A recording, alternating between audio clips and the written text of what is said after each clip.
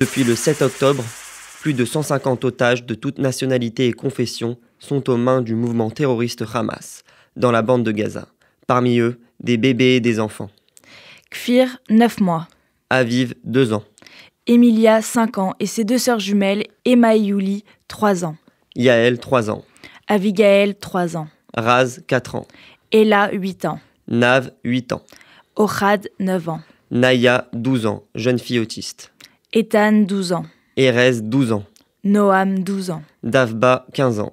Tomer, 15 ans. Sahar, 16 ans. Ne les abandonnons pas. Cette barbarie est un crime contre l'humanité. Notre mobilisation se doit d'être universelle pour les libérer. Ramenez-nous nos enfants. #Bring them home. RCJ Midi, édition spéciale. Bonjour à toutes, bonjour à tous, bienvenue sur RCJ. Au programme de cette édition, la situation en temps réel en Israël avec notre correspondante Cathy Bisraor. À 12h25, le journaliste spécialiste du web, des infox, des théories complotistes, Thomas Huchon sera au micro de Valérie Nataf. Et puis à 12h45, Lamia El Arash, première secrétaire du PS à Paris et adjointe à la maire de Paris, sera au micro d'Elsa Parienté pour réagir aux propos de la députée insoumise Danielle Obono. Voilà donc pour le programme de cette édition que l'on débute tout de suite par un point complet sur l'actualité. Le journal.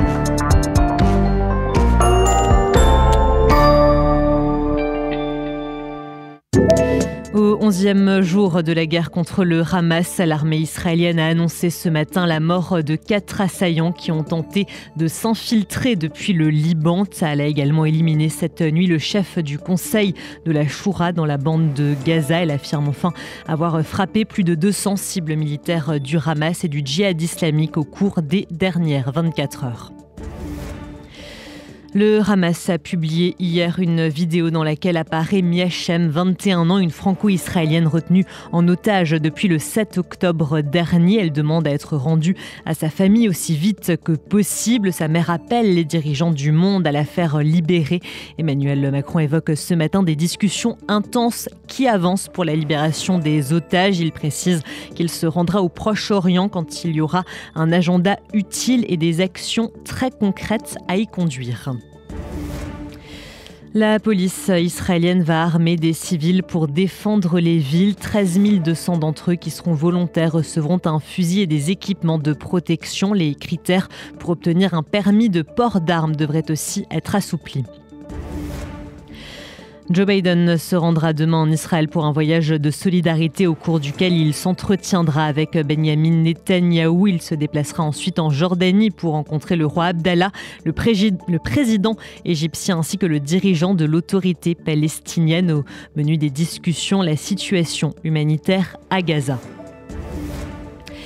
Le CRIF annonce la mort d'une franco-israélienne, Céline Ben David Nagar, qui a été assassinée de sang-froid par le Hamas. Elle avait un nourrisson de 6 mois et un mari qui l'a cherché depuis 10 jours. Cela porte à 20 le nombre de ressortissants français décédés à ce jour. Gérald Darmanin annonce ce matin saisir le procureur de la République pour apologie du terrorisme à l'encontre de la députée insoumise Danielle Obono. Elle avait déclaré sur Sud Radio que le Hamas était, je cite, un groupe politique islamiste qui résiste à une occupation pour la libération de la Palestine, fermez les guillemets. Le premier secrétaire du PS estime de son côté que Jean-Luc Mélenchon ne peut plus être celui qui incarne la gauche. Il proposera ce soir un moratoire pour obtenir une clarification sans laquelle les socialistes ne participeront plus au groupe de la NUPES à l'Assemblée. La militante Mariam Aboudaka du Front populaire de libération de la Palestine a été assignée à résidence dans le sud-est de la France. Elle fait suite à un arrêté d'expulsion qui ne peut pour l'heure pas être exécuté. Le ministère de l'Intérieur invoque la menace qu'elle représente pour l'ordre public. La présidente de l'Assemblée avait, quant à elle, déjà interdit la semaine dernière sa venue au Parlement. Dans le reste de l'actualité, l'assaillant qui a tué vendredi Dominique Bernard, professeur de lettres à Arras, avait posté avant l'attaque une vidéo où il prête allégeance à une organisation terroriste. Il sera présenté avec possiblement d'autres suspects à un juge d'instruction antiterroriste de Paris. Quant aux obsèques de Dominique Bernard, elles auront lieu ce jeudi à la cathédrale d'Arras en présence d'Emmanuel Macron. Et enfin, l'auteur de l'attaque à l'arme à feu hier soir à Bruxelles qui a fait 2 morts a été tué ce matin lors de son interpellation par la police. Ça s'est passé à Scarbeck. Il s'agirait d'un individu de 45 ans d'origine tunisienne qui se dit inspiré par l'État islamique. Vous écoutez RCJ, il est 12h05. Dans un instant, on prendra la direction d'Israël pour retrouver notre correspondante Cathy Bisraor et faire le point en temps réel sur donc la situation en Israël. RCJ Midi, édition spéciale.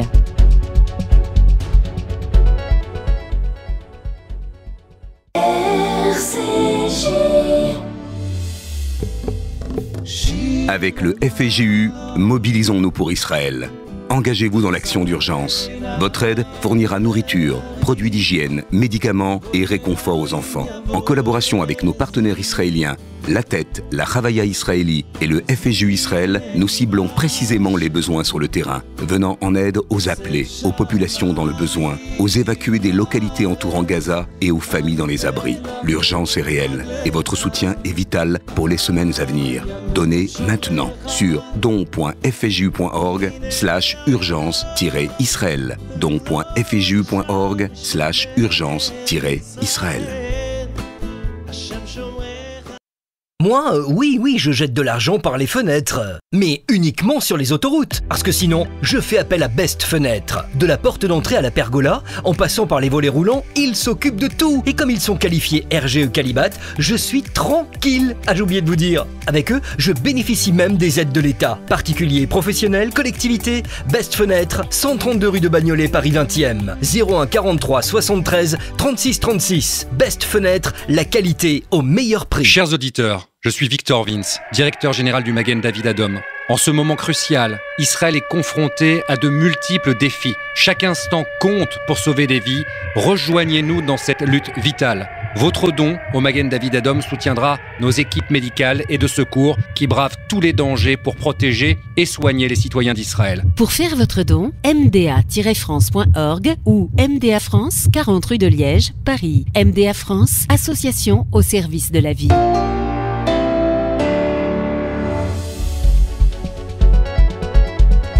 RCJ Midi, édition spéciale.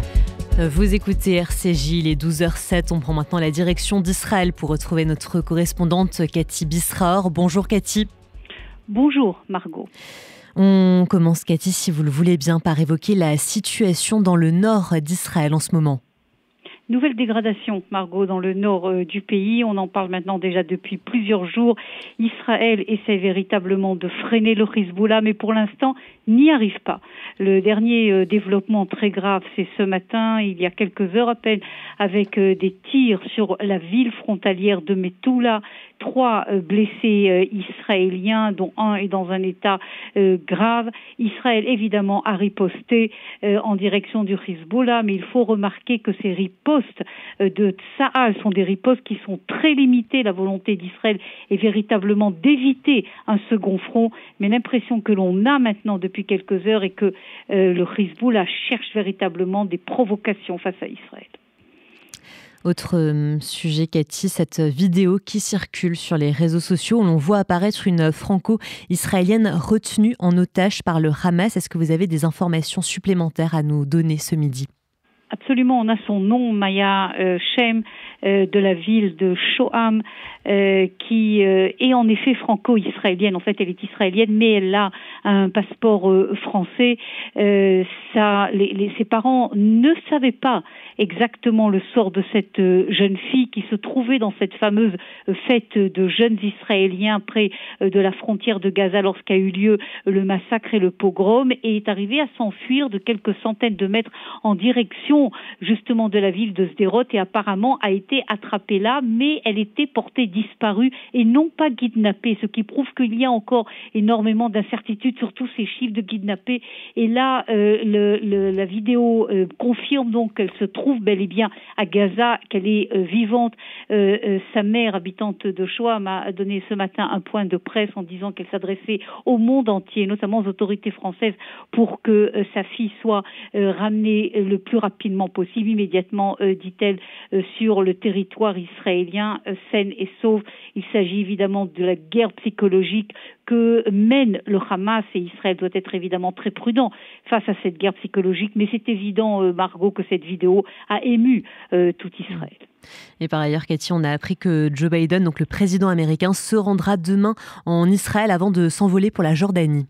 Absolument, Joe Biden arrive demain. On ne connaît pas encore le programme exact de Joe Biden, mais il s'agit, vous comprenez évidemment, d'un voyage totalement exceptionnel, que le président des États-Unis d'Amérique arrive dans un État, en l'État d'Israël, en plein état de guerre, avec évidemment non seulement des risques sécuritaires, mais un engagement très clair du président américain. Je crois un des engagements les plus impressionnants que l'on a vu d'un dirigeant américain, alors qu'on avait vu beaucoup de tensions entre Biden et l'administration israélienne, mais là, le titre, c'est Biden, le président le plus sioniste des États-Unis d'Amérique. C'est un des titres des quotidiens et ça donne véritablement la direction de ce président qui s'engage évidemment vis-à-vis d'Israël, aussi bien au niveau moral qu'au niveau d'un soutien financier et surtout d'un soutien militaire. Comme on sait, des sommes énormes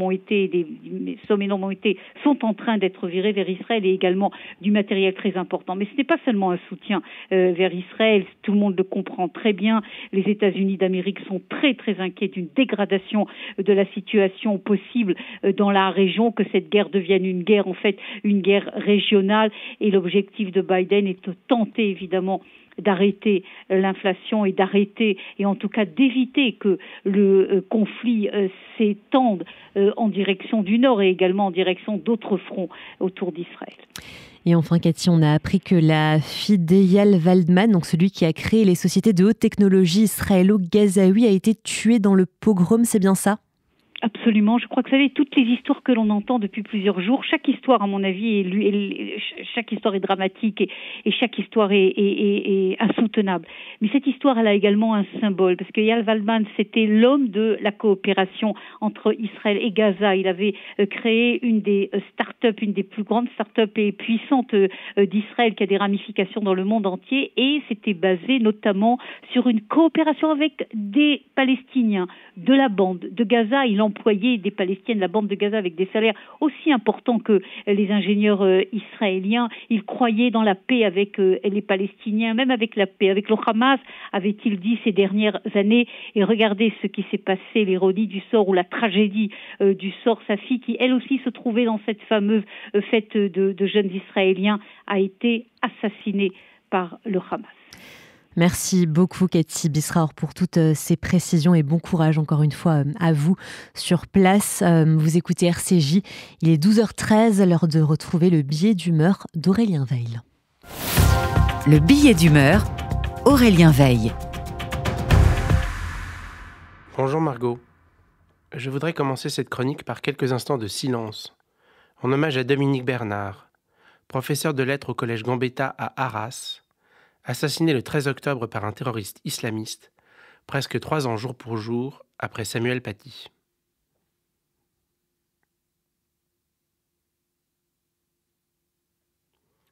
Dominique Bernard était un spécialiste de Julien Gracq, l'écrivain qui a illuminé ma jeunesse par la poésie synesthésique de son roman surréaliste Au château d'Argol.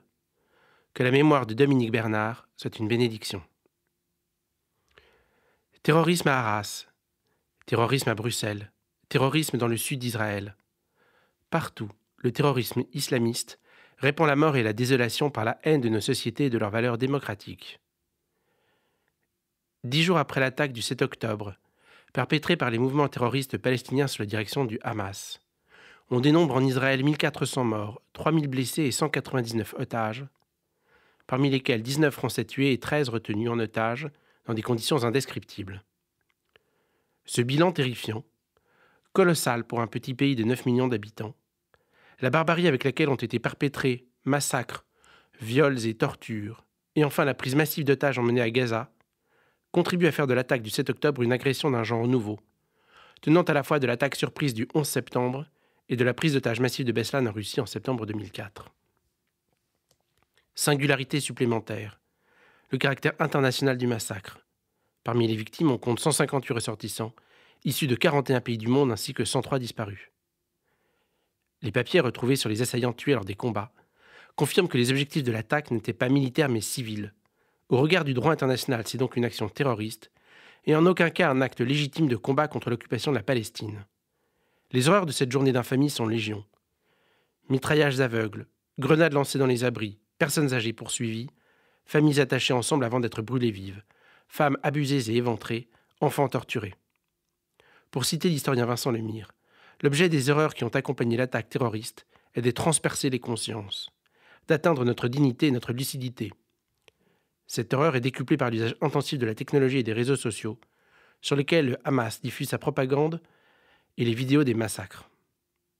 L'exposition de ces crimes au monde entier vise à terrifier la population d'Israël, celle de ses alliés et celle du monde entier, dont une partie demeure pourtant silencieuse sur le sort des otages, parmi lesquels de nombreux enfants, dont le Hamas enregistre des vidéos pour attiser encore l'horreur et l'angoisse des familles.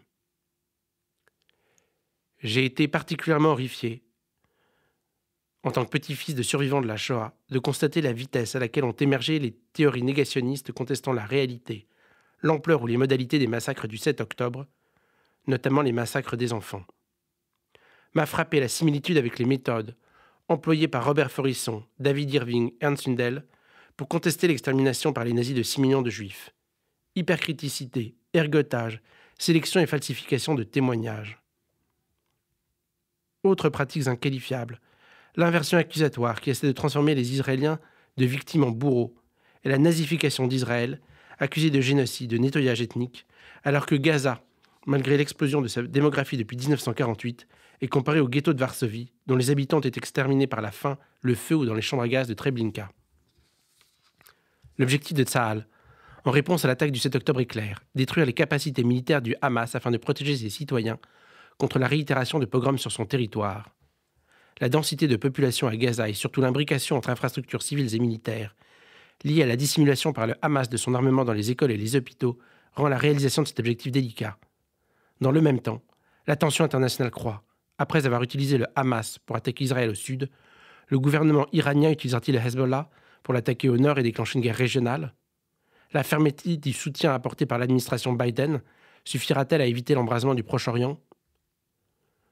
Sur le plan intérieur, en Israël, l'attaque a permis la restauration de l'unité nationale, incarnée par la création d'un gouvernement d'union, l'effacement des divisions politiques entre la gauche et la droite. Depuis le début de la guerre, 165 000 Israéliens sont revenus de l'étranger rejoindre l'unité militaire dans laquelle ils sont affectés, témoignant de l'attachement à leur pays. Cette concorde tranche avec les réactions de violence antisémites dans le monde entier ou de nombreuses manifestations de soutien à la Palestine, ont viré à l'appel au meurtre des Juifs et des Israéliens indistinctement désignés à la vindicte et la haine. À Londres et Amsterdam, on a invoqué les massacres de Khaybar et le retour de l'armée de Mohammed. À Berlin, des façades d'immeubles ont été maculées d'étoiles de David dans l'esprit de 1933. À Sydney, on a chanté « Gas the Jews ». Face à de tels déferlements de haine et alors que le nombre d'actes antisémites explose en France, quel rôle pour la diaspora? Témoignant de l'unité et la solidarité du peuple juif, elle doit s'affirmer comme le soutien d'Israël sur les plans moral, matériel, financier et informationnel. Il faut faire entendre au monde entier la voix de l'État d'Israël et des Israéliens, lutter contre les fake news, les excès de la propagande palestinienne et les manifestations d'antisémitisme. En diaspora, comme en Eretz Israël, il faut aussi, comme pour la Shoah, recueillir les témoignages des survivants et entretenir la mémoire des morts, dont le tombeau est notre souvenir. Pour toujours, un seul peuple. Am Israël Chai. Aurélien Veil, vous écoutez RCJ, il est 12h19. Dans un instant, le journaliste spécialiste du web, des infox, des théories complotistes, Thomas Huchon sera au micro de Valérie Nataf. RCJ Midi, édition spéciale.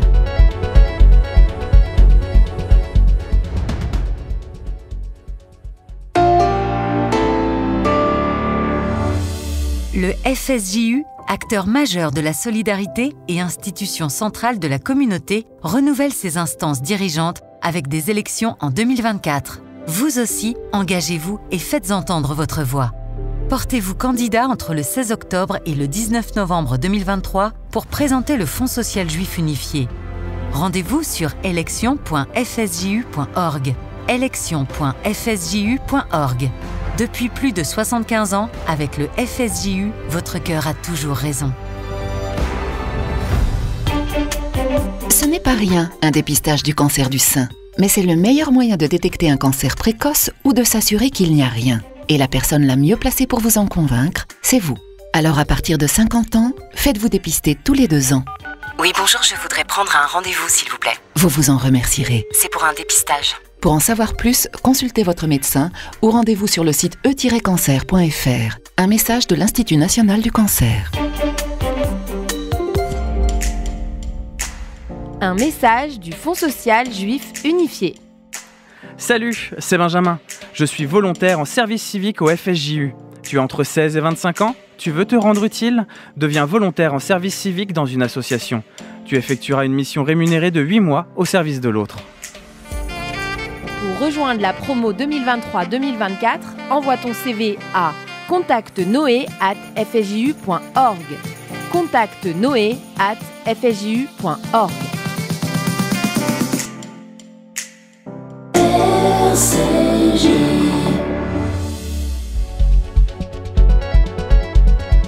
RCJ Midi, édition spéciale.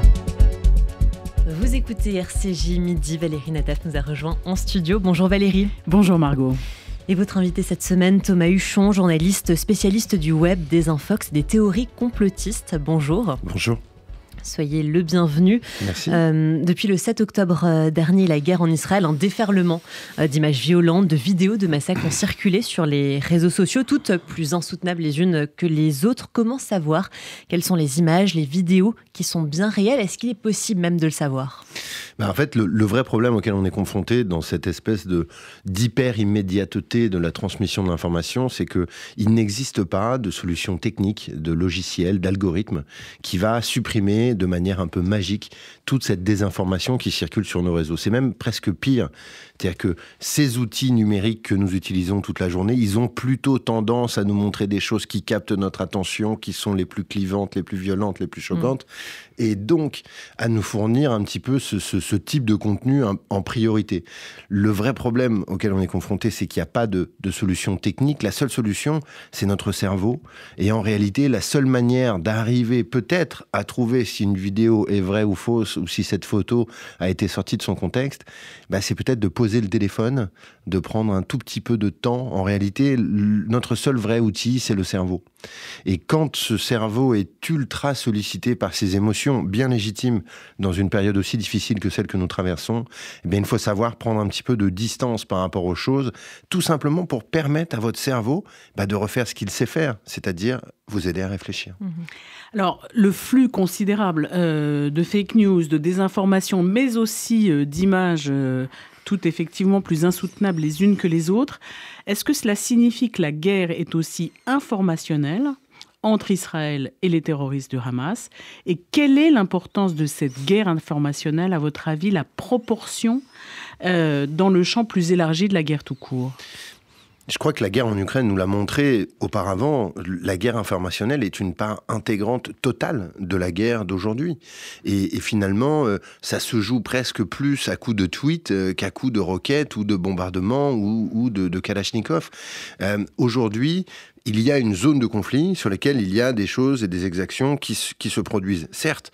Mais cette zone de conflit qui est, il faut quand même le rappeler, qui est assez réduite. Je veux dire, la bande de Gaza, c'est une zone qui est petite en termes de kilomètres. Je veux dire, c'est un bout du monde qui est tout petit. Et bien, ce bout du monde qui est tout petit, il focalise complètement notre attention parce que tout ce qui s'y passe nous est rendu de manière fatalement disproportionnée. Et dans cette espèce de période bizarre dans laquelle les outils numériques nous rendent des choses de manière disproportionnée, on ne parle pas d'un sujet neutre. On parle d'un sujet qui, depuis 20 ans, depuis 30 ans, concentre les discours complotistes sur les réseaux et sur Internet. Il n'y a pas... je veux dire, la principale théorie du complot, ça me fait presque de la peine de le dire à ce micro, Valérie, mais c'est l'idée que les Juifs gouvernent le monde en secret, qu'ils dirigent tout, et donc là, un conflit qui implique Israël, l'État juif, eh bien, fatalement, ça fait ressortir toutes les pulsions, toutes les passions, et ça vient repuiser de manière un peu cyclique dans tout ce magma antisémite qui existe sur Internet, particulièrement en langue française. Et donc, grosso modo, les désinformateurs d'aujourd'hui n'ont plus qu'à piocher dans la désinformation d'hier. Et là, on est vraiment dans une situation où les spécialistes de ce sujet sont totalement débordés. Alors, on a vu, et on le répète, des scènes insoutenables sur les réseaux sociaux, certaines filmées par les GoPro des terroristes. Alors, pourquoi filmer des atrocités? Y a-t-il eu des précédents hors ce qui s'était passé à Montauban et Toulouse en 2012? Est-ce qu'il faut choquer et sidérer d'un côté et galvaniser et radicaliser de l'autre? Est-ce que c'est cela le but de ces vidéos? Je crois que ces vidéos, elles font partie intégrante de cette guerre informationnelle. Elles sont désormais presque plus puissantes que les balles, plus puissantes que les obus. Elles touchent notre psyché et elles vont toucher, y compris ceux qui ne sont pas touchés par le conflit. C'est-à-dire que quand on voit une photo d'un enfant égorgé, que ça soit, qu'on soit israélien, palestinien, qu'on soit touché par ce conflit ou non, c'est insoutenable. Et la force de ces images, c'est que quelque part, elles ne disparaissent pas. Moi, je vais pas vous cacher que j'ai beaucoup de mal à dormir depuis une dizaine de jours parce que tout ce que je vois passer me choque au plus haut point. Et franchement, vous le savez, Valérie, on a travaillé ensemble. Des horreurs, j'en ai vu pas mal, et des horreurs, j'en reçois beaucoup. Là, ce qui se passe en ce moment est quelque chose de sidérant. Je voudrais quand même rappeler un truc, moi, qui me choque profondément et sur lequel je voudrais inviter les dirigeants, les responsables, ceux qui ont un peu de pouvoir dans ce monde à réagir. Il y a quelques années, un horrible massacre en Nouvelle-Zélande, à Christchurch. Le terroriste, un homme d'extrême droite, a massacré des musulmans dans des mosquées. Il s'est filmé pour le faire. Il a diffusé en direct sur Facebook Live. C'est exactement la même chose que ce qui s'est passé depuis une semaine. À quel moment est-ce qu'on dit que c'est possible de faire ça? À quel moment est-ce qu'on tolère encore que plusieurs années après un tel drame, Facebook n'ait pas mis en place des manières de nous protéger de tout cela. Le problème, c'est pas tant ce que font les terroristes, c'est les outils qui sont mis à leur disposition. On voit bien d'ailleurs que désormais, c'était le cas hier soir encore, moi je me mets sur Twitter et j'ai pas forcément envie de voir ça, et je tombe sur la vidéo de revendication du terroriste. C'est pas normal que ces contenus circulent, c'est pas possible, je crois que nous ne pouvons plus accepter... Vous évoquez, vous évoquez évidemment l'attentat à Bruxelles. Excusez-moi, oui, c'est aussi le... Enfin, vous voyez, je veux dire, on n'a même pas eu le temps d'aborder l'attentat de vendredi en France, que déjà il y a un autre attentat à Bruxelles, et qu'on est dans les mêmes circonstances. Là aussi, en France, vendredi dernier, des images qui circulent, on voit des choses horribles, du sang, on n'a pas envie de voir tout ça. On va y revenir sur la responsabilité des supports, des GAFAM, etc. Moi, je voudrais revenir un instant encore sur le propos, si l'on peut dire, de ces vidéos. Il y a un savoir-faire certain dans la manipulation d'informations, parce qu'une fois de plus, et vous en êtes un spécialiste, il y a des fake news, il y a de la désinformation, et on voit cette manipulation d'informations depuis le 7 octobre. On pense aux fermes à trolls de feu Evgeny Prigojine. La Russie est-elle partie prenante de cette désinformation? Et puis je vais compléter ma question, je ne sais pas si vous pouvez y répondre. Est-ce que la Chine fait partie de ces organes de désinformation et l'Iran? Alors, pour l'instant, on a vu circuler. Souvent, vous savez, Valérie, la désinformation, c'est un peu comme le dopage. Le problème, c'est que pour arriver à le détecter, il faut arriver à choper ceux qui la pratiquent. Et donc, comme pour M. Armstrong, nous avons attendu un certain nombre d'années avant de comprendre qu'il était chargé à l'EPO sur le Tour de France. Eh bien, la désinformation, on a beaucoup plus de facilité à vous dire ce qui s'est passé pendant la présidentielle de 2016 que celle de 2022. Le temps nous manque et les moyens techniques aussi. Là, ce qu'on sait, et ce qu'on voit, c'est se répéter des schémas.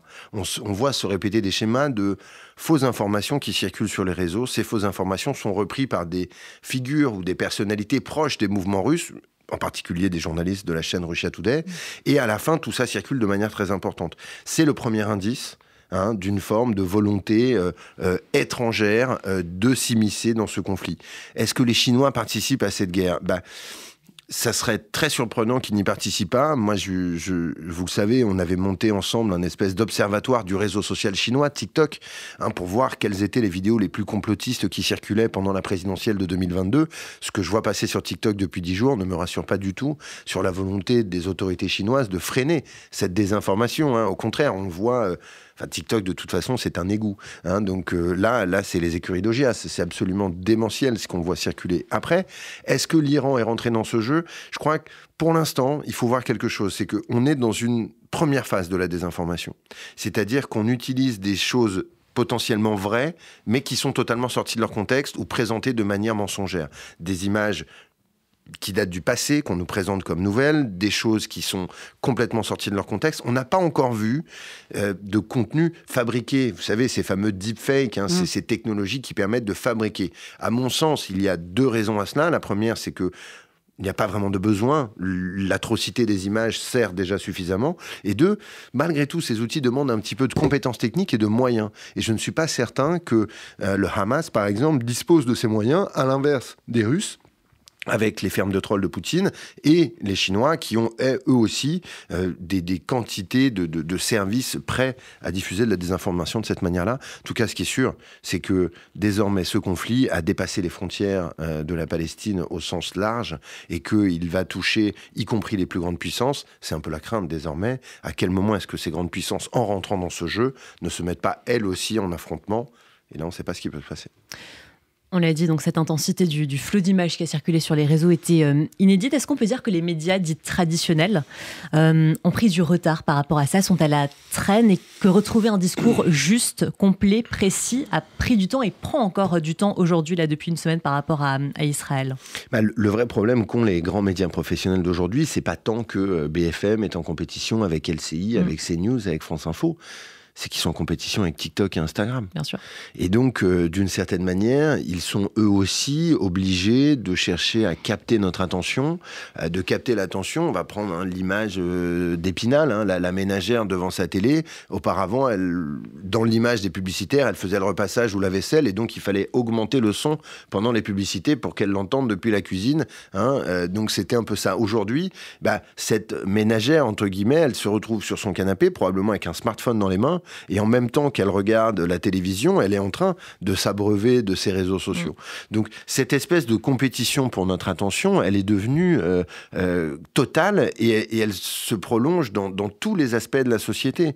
Et donc je crois que mes grands médias professionnels ont du mal à faire face à cela, et en même temps, je crois que le déferlement horrible d'images insoutenables, de fausses informations, de choses qui sont de l'ordre de la propagande, va peut-être amener, mais ça c'est ma petite note d'espoir, il faut bien en avoir une, nos concitoyens à se retourner vers les médias professionnels qui, s'ils ont énormément de défauts, et Dieu sait qu'on en parle souvent, ils ont aussi une forme de qualité qui est leur éthique, leur déontologie, leur manière de fonctionner. Et vous savez, souvent...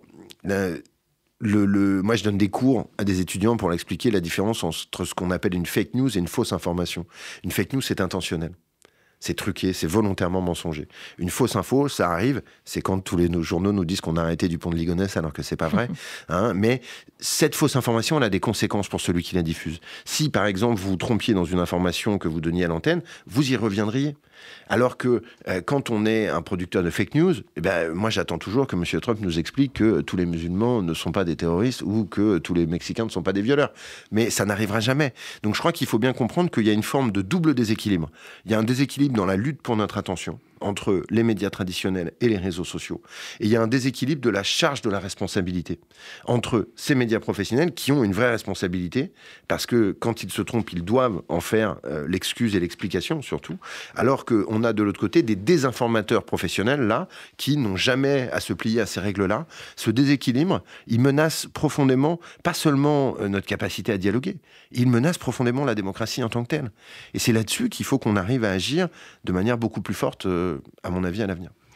L'UE a fait 2 choses récemment, beaucoup plus en règle générale, mais là, sous pression de l'UE, TikTok, que vous venez d'évoquer, a supprimé plus de 500 000 vidéos et fermé 8 000 diffusions en direct liées au conflit Israël-Hamas.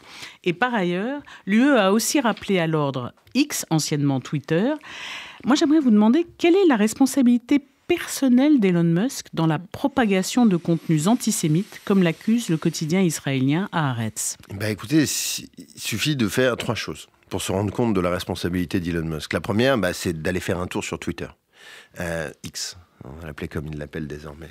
Depuis bientôt 1 an que cette plateforme a été rachetée par ce milliardaire d'origine sud-africaine, dont les parents quand même un petit peu fricotés avec l'apartheid. Ça devrait nous donner un petit nombre d'indices sur le personnage. On n'est pas responsable de ses parents. On n'est pas. J'en suis bien placé pour le dire, pour le savoir, ma chère Valérie. Mais malgré tout, il n'a jamais eu une parole pour condamner ce qui avait été fait durant le régime de l'apartheid. Et je pense que ça nous donne des indices sur sa personnalité.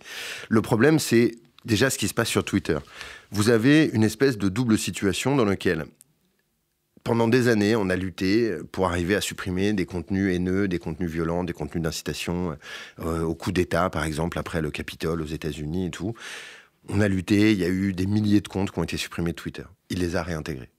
Donc il a redonné une place sur le réseau à tous les complotistes, les antisémites, l'extrême droite, l'extrême gauche, les terroristes, tout ça.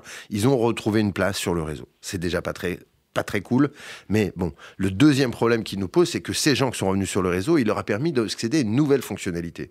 Il a créé une certification payante. Ça veut dire quoi? Ça veut dire que si vous payez, non seulement vous êtes plus vu, et vous avez la certification, donc vous avez l'air d'être une parole sérieuse, mais en plus les algorithmes vous donnent une surpuissance, et ça vous permet y compris de gagner de l'argent. Dans le même temps, les médias professionnels ou les fact-checkers, les journalistes spécialistes de ces sujets, dont je fais partie, on s'est fait supprimer notre certification préalable. Ce qui veut dire que nos contenus sont désormais quasiment invisibilisés et que tout ce qu'on publie, c'est comme, je suis désolé, mais c'est comme un peu pisser dans un violon, on aura du mal à être entendu. Donc, première chose, il rapatrie tout le monde, il crée ce truc-là, et dans le même temps, il supprime les modérateurs. Plus de la moitié du staff de Twitter a été licencié en 1 an par Musk, et là-dessus, ce sont les modérateurs. On savait qu'à l'époque où il l'a racheté, 300 millions d'utilisateurs sur la planète, 2000 modérateurs seulement. C'est totalement aberrant d'imaginer un truc pareil. Il y en a encore moins aujourd'hui. Donc c'est pas du tout un hasard s'il y a tout ça. Et ensuite, sur la personnalité de Monsieur Musk, ça fait plusieurs fois au cours de l'année passée que il diffuse sur Twitter des contenus antisémites. Des contenus d'incitation à la haine. Il a pris la défense la semaine dernière d'Alain Soral, après la condamnation de ce triste personnage en Suisse, suite à des propos homophobes. Donc, on est quand même dans une situation où, sous couvert de défendre la liberté d'expression à tout prix, Monsieur Musk aime vraiment beaucoup donner la parole à l'extrême droite et leur donner non seulement la parole, mais en plus une forme de mégaphone. Je crois que tout ça doit à minima nous interpeller, et j'espère qu'on pourra faire quelque chose. Alors justement, à cette occasion, vous co-signez avec Rudi Reichstadt et d'autres spécialistes des réseaux sociaux une tribune dans Le Monde pour appeler à une meilleure régulation de X. Comment faire? Est-ce que les États ont les outils pour s'opposer à cette forme d'hégémonie des réseaux sociaux? Parce qu'on l'a vu avec le conflit Ukraine-Russie, on le voit au Proche-Orient en ce moment. Les réseaux sociaux aidés par l'intelligence artificielle peuvent-ils saper nos démocraties? Vous l'avez un peu évoqué tout à l'heure. Ou plus exactement, est-ce que nos démocraties sont déjà en danger? Je crois que nos démocraties sont déjà en danger et que l'élection, la victoire politique de tout un tas de populistes au cours des dernières années nous le montre.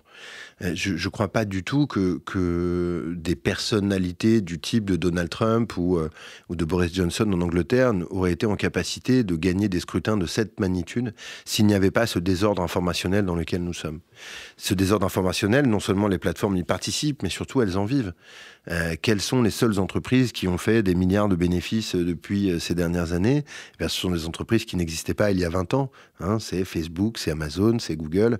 Amazon, on n'en a pas parlé, mais vous voyez, on a tout un tas de problèmes. Et par exemple, sur Amazon, vous avez depuis une semaine les principaux films complotistes qui sont disponibles à tout le monde, et notamment ceux sur le 11 septembre, dont je ne donnerai pas le nom ici, mais on a un énorme problème avec ces plateformes qui considèrent que pour gagner de l'argent, on a le droit de faire tout ce qu'on veut. Il y a des lois, il y a des règles, et il y a des principes. Nous ne sommes pas américains, nous sommes en France. Et en France, il y a la loi française qui doit prévaloir sur les autres, la loi européenne. J'espère que l'Union européenne, qui est, faut quand même le rappeler, le seul organe représentatif des intérêts des citoyens, à lutter de près ou de loin contre les GAFA aujourd'hui. J'espère qu'ils arriveront à faire un certain nombre de choses. Moi, ma conviction personnelle, c'est qu'on ne va pas assez loin. Et qu'en réalité, il y a une chose très simple à expliquer à messieurs Musk, Zuckerberg et autres, c'est que ces tuyaux qu'ils ont fabriqués ne sont pas des tuyaux. Ces tuyaux sont des médias. Et comme des médias, ils doivent répondre de la loi de 1881 sur la liberté de la presse dans notre pays.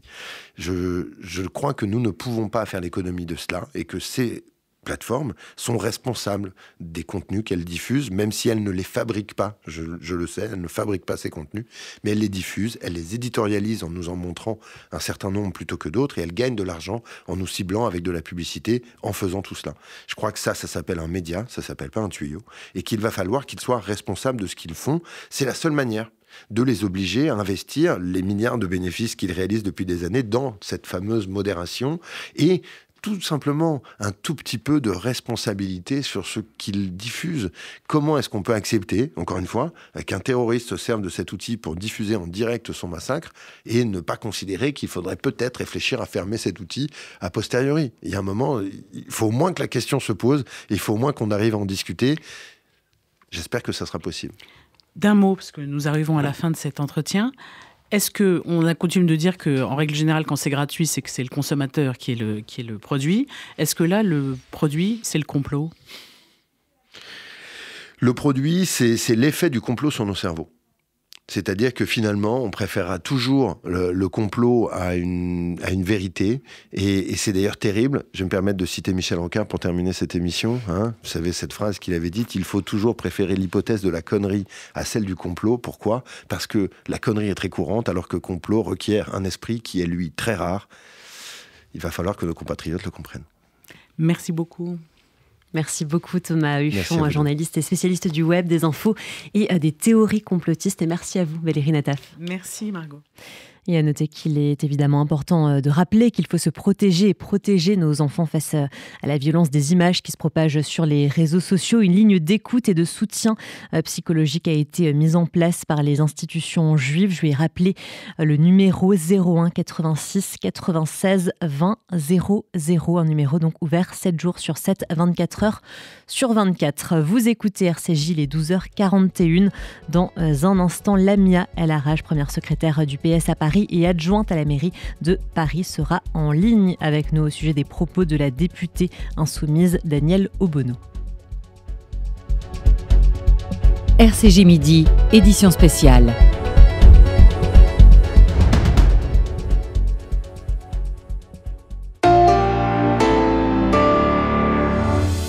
Chers auditeurs, je suis Victor Vince, directeur général du Magen David Adom. En ce moment crucial, Israël est confronté à de multiples défis. Chaque instant compte pour sauver des vies. Rejoignez-nous dans cette lutte vitale. Votre don au Magen David Adom soutiendra nos équipes médicales et de secours qui bravent tous les dangers pour protéger et soigner les citoyens d'Israël. Pour faire votre don, mda-france.org ou MDA France, 40 rue de Liège, Paris. MDA France, association au service de la vie. Tu as entre 17 et 30 ans, tu portes un projet innovant qui dynamise le monde juif et tu sens qu'avec un coup de pouce, ton initiative pourrait décoller. L'appel à projet Noé est fait pour toi. Si ton projet est retenu, tu bénéficieras d'une bourse jusqu'à 10 000 €, d'un incubateur de 6 mois avec des mentors, les workshops Noé et d'une visibilité média sur les réseaux du FSJU. Alors n'attends plus, dépose ton dossier de candidature dès maintenant sur noépourlajeunesse.org, rubrique appel à projet Noé. noépourlajeunesse.org. C'est le moment d'être meilleur. Envie d'apporter votre soutien à une cause qui vous tient à cœur? Venez rejoindre la formidable équipe de bénévoles du Fonds social juif unifié. Écoute de nos aînés, contribution à l'organisation d'événements, support administratif. Grâce à vous, le FSJU a la possibilité de continuer à mener à bien ses missions sociales, éducatives et culturelles. Mettez à profit vos compétences et partagez votre expérience en contactant Laetitia Ayoun au 06 80 50 69 88. 06 80 50 69 88.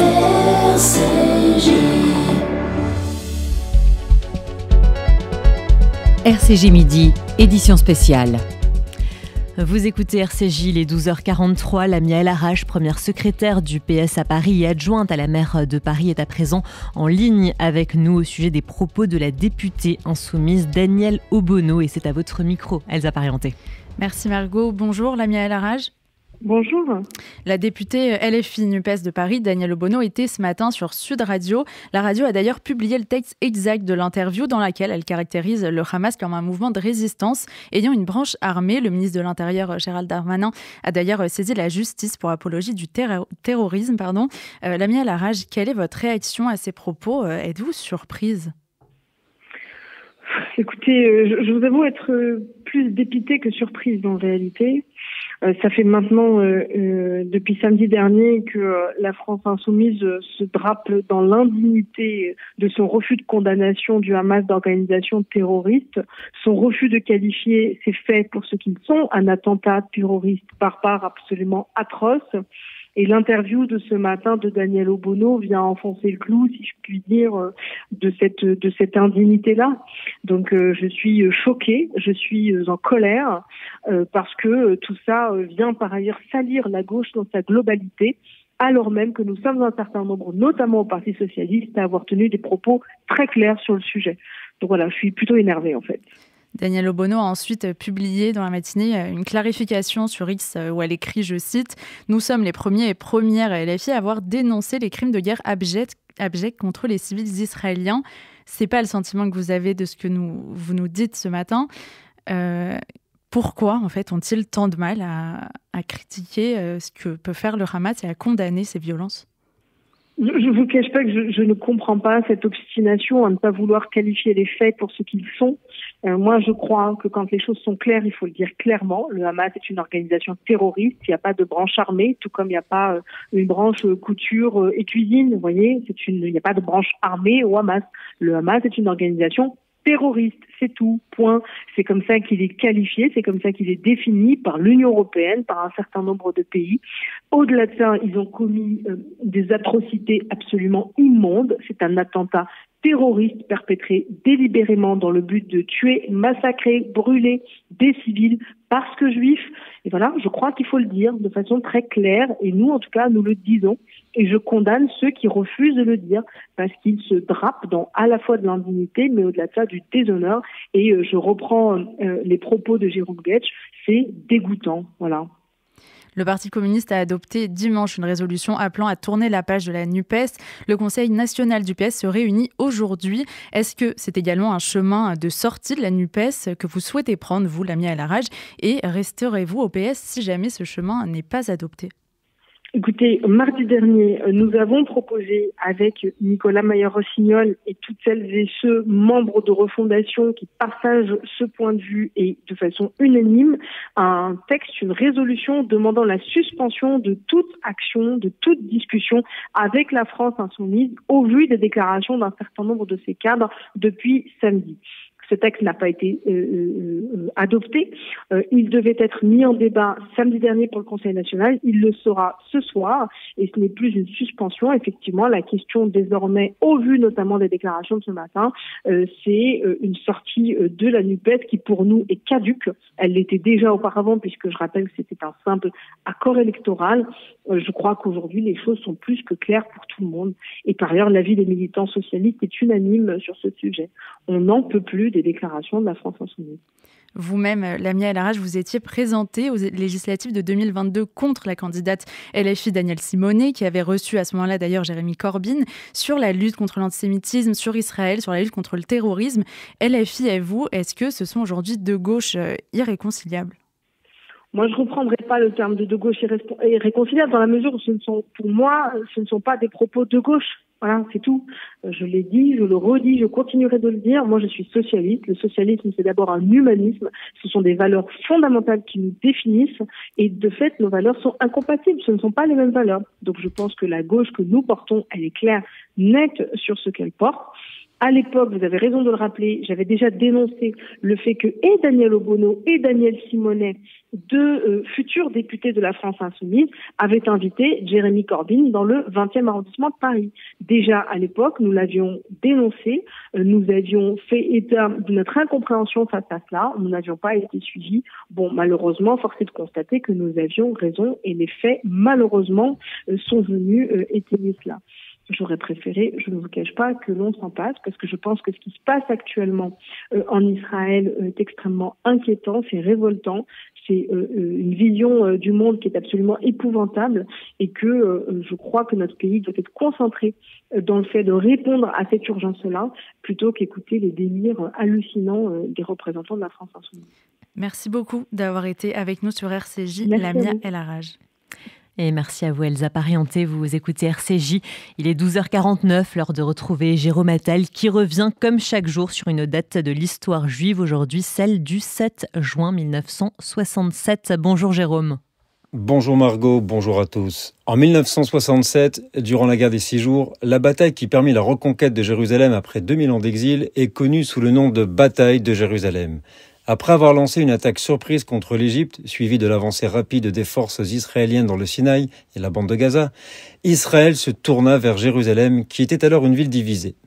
La partie occidentale était sous le contrôle israélien depuis la guerre d'indépendance de 1948, tandis que la partie orientale, y compris la vieille ville, était sous le contrôle jordanien. Le 7 juin 1967, les forces israéliennes se dirigèrent vers Jérusalem depuis le sud. Les combats les plus intenses eurent lieu dans les quartiers orientaux où se trouvaient des sites religieux importants pour les 3 religions monothéistes. La vieille ville était protégée par d'épais remparts, ce qui rendait l'assaut particulièrement difficile. Les forces israéliennes se sont heurtées à une forte résistance jordanienne dans les ruelles étroites de la vieille ville. Les combats se sont déroulés dans le quartier juif, chrétien, musulman et arménien. Les soldats de Tzahal ont dû combattre maison par maison, souvent au corps à corps, dans un environnement urbain complexe. L'un des moments clés de la bataille a été la prise de la porte des Lions, par laquelle les forces israéliennes ont finalement réussi à pénétrer dans la vieille ville, qui est l'une des principales entrées donnant accès au mont du Temple, le site le plus sacré du judaïsme. Le rabbin Shlomo Goren, aumônier en chef de l'armée israélienne, est devenu célèbre pour être entré en brandissant un chauffard à la main, la corne de bélier. Après de violents combats, Tzahal réussit à libérer la vieille ville de Jérusalem, moment hautement symbolique et émotionnel pour Israël et les Juifs du monde entier, retrouvant le dernier vestige du second temple juif, le Kotel. Le ministre de la Défense, Moshe Dayan, y effectua sa première visite et a déclaré « Nous avons unifié Jérusalem, la capitale divisée d'Israël. Nous sommes revenus dans les lieux saints de nos saints pour ne plus jamais en repartir. » Fin de citation. À demain pour l'histoire d'une autre bataille. Jérôme Attal, vous écoutez RCJ, il est 12h51, tout de suite à la chronique Philo de Gabriel Alperne. La philo, Gabriel Alperne. Le théologien protestant Sébastien Castellion écrivait en 1562 « La postérité ne pourra pas comprendre que nous ayons dû retomber dans de pareilles ténèbres après avoir connu la lumière. » 1562. Ce cri de désespoir pourrait avoir été écrit aujourd'hui ou au siècle dernier, comme si nous étions condamnés à errer et que la promesse de progrès n'était qu'une illusion. Alors que le terrorisme a frappé Israël, alors que le terrorisme a frappé la France, on peut se poser la question suivante. Quel est l'aiguillon de ces ténèbres ? Qu'est-ce qui leur permet de venir, de revenir, de se déployer, de se répandre parmi nous dans notre monde, dans notre époque, entraînant avec elle tant d'adeptes ? Il faut peut-être revenir aux travaux de la philosophe Hannah Arendt qui répondrait à ces questions avec ce mot « idéologie ». L'idéologie, explique-t-elle dans les origines du totalitarisme, c'est la logique d'une idée. Il s'agit d'une idée simple, d'une prémisse de départ, dont on déduit une cascade de conséquences nécessaires. À partir du moment où une idée se veut ou est voulue principe d'explication du monde, elle engendre un système, une chaîne de causalité imparable, incontestable, implacable. Il n'y a plus ni échappatoire ni contradiction possible dans le raisonnement qui en découle, et dans les actes qui en découlent. Je cite encore la philosophe. L'argument le plus convaincant à cet égard, un argument que Hitler comme Staline affectionnait particulièrement, est celui-ci. Vous ne pouvez poser A sans poser B et C, et ainsi de suite, jusqu'à la fin de l'alphabet du meurtre. C'est ici que la puissance contraignante de la logique semble avoir sa source. Elle naît de notre peur de nous contredire nous-mêmes. La force contraignante de l'argument est celle-ci. Si vous refusez, vous vous mettez en contradiction avec vous-même. Et par cette contradiction, vous retirez tout sens à toute votre vie. Le A que vous posiez domine toute votre vie à travers les conséquences B et C qu'il engendre logiquement. Autrement dit, rien ne semble échapper à la tyrannie de cette idée, rien, pas même notre humanité. Mais Hannah Arendt nous donne aussi de l'espoir. Ce qui distingue l'être humain des autres animaux réside dans notre capacité à commencer quelque chose, à agir, à créer, à introduire de la nouveauté, un grain de sel ou un grain de sable, pour faire enrayer toutes les mécaniques et tous les syllogismes. N'est-il pas temps d'inventer un nouveau scénario ? Gabrielle Alperne, vous écoutez RCJ, il est 12h54, place maintenant à la chronique médicale du professeur Marc-Olivier Timsit. La chronique médicale, Marc-Olivier Timsit. Chères auditrices et chers auditeurs, cela fait maintenant 1 an que je vous propose des chroniques médicales sur cette antenne en ayant chaque fois l'objectif de commenter un article scientifique, de vous le rendre accessible et de vous faire sourire avec les allusions sur ma mère. La période que nous traversons ensemble ne prête malheureusement pas à sourire. L'attaque terroriste en Israël, les massacres perpétrés à Be'eri, Reim, Kfar Aza, les réactions choquantes de certains responsables politiques français incapables de condamner ces assassinats, les manifestations dans plusieurs capitales occidentales plaidant l'extermination de notre peuple me donnent envie de pleurer. Et le deuil de ma mère, Baruch Dayana Emet, décédée juste avant ces événements, ne facilite pas les choses. Pourtant, nous allons continuer à parler de science et je continuerai à parler de ma mère car c'est ainsi que la lumière perdure. Et je vous parlerai donc aujourd'hui de la chirurgie de guerre appliquée aux populations civiles. Il s'agit d'une chirurgie particulière que connaissent les chirurgiens civils et militaires proches des zones de conflit. C'est aussi une chirurgie qui nous a été enseignée à l'assistance publique des hôpitaux de Paris suite aux attentats du 13 novembre. Le principe de cette chirurgie repose sur 2 observations. Premièrement, les armes de guerre entraînent des traumatismes pénétrants à haute énergie avec des lésions soit fatales, soit complexes à réparer. Et deuxièmement, le temps est compté. L'arrivée massive et continue de blessés graves doit être gérée. Comme nous l'avait enseigné un chirurgien militaire, si nous faisons une belle chirurgie parfaite pour pouvoir sauver et réparer un blessé complexe, cela nous prend facilement 4 à 8 heures de bloc opératoire, le temps pour des dizaines et des dizaines de patients de décéder aux urgences en nous attendant. Le but est donc de trier les patients, de n'opérer que ceux qui ont une chance d'être sauvés, puis d'aller vite, de réparer ce qui présente une menace vitale immédiate et de passer au suivant. Le premier point est le plus difficile, identifier ceux qui ne peuvent être sauvés. C'est médicalement très complexe et nerveusement atroce. C'est la tâche qui doit être confiée au médecin ou chirurgien le plus expérimenté de l'équipe. Ensuite, ne réparer que ce qui représente un danger immédiat. Cela s'appelle le damage control. C'est clamper l'artère qui saigne et suturer sans faire de réparation compliquée. C'est agrafer les plaies de l'intestin et laisser parfois le ventre ouvert pour éviter la péritonite. C'est stabiliser les fractures et arrêter les hémorragies sans même prendre le temps de revasculariser les membres. Tout cela implique donc de réopérer secondairement tous les patients en les distribuant dans des hôpitaux un peu plus à distance pour prendre le temps ensuite de faire le geste adapté. Le point crucial ici, c'est la transmission des informations entre l'équipe initiale qui a fait le damage control et l'équipe qui réopère le lendemain ou le surlendemain. Un article passionnant de l'équipe du Galilee Medical Center publié en 2022 dans BMC Emergency Medicine avait analysé les résultats de 237 patients syriens opérés en Israël pendant la guerre de Syrie, dont plus de la moitié avaient eu une chirurgie damage control sur place. Les auteurs n'avaient aucune information sur ce qui avait été fait et ils ont montré que la principale difficulté était ce manque d'information. Des patients qui avaient eu une chirurgie complète sur place ont été réopérés pour rien alors que tout était réparé. Mais d'autres ont fait des complications inattendues car certains organes n'avaient pas été réparés. L'enjeu est donc de réussir à colliger toutes ces données chirurgicales dans une situation apocalyptique dans l'entropie totale car c'est l'information médicale qui, in fine, sauvera la vie des patients. Cette prise en charge des victimes de guerre comporte aussi d'autres éléments fondamentaux. La prise en charge de la santé mentale, du syndrome post-traumatique et la prise en charge des séquelles fonctionnelles et esthétiques. Un autre papier de la même équipe de chirurgie plastique de cet hôpital avait mis en exergue les conséquences infectieuses et fonctionnelles des plaies délabrantes présentées par près de 200 Syriens, dont plus de 40 enfants traités en Israël entre 2013 et 2017.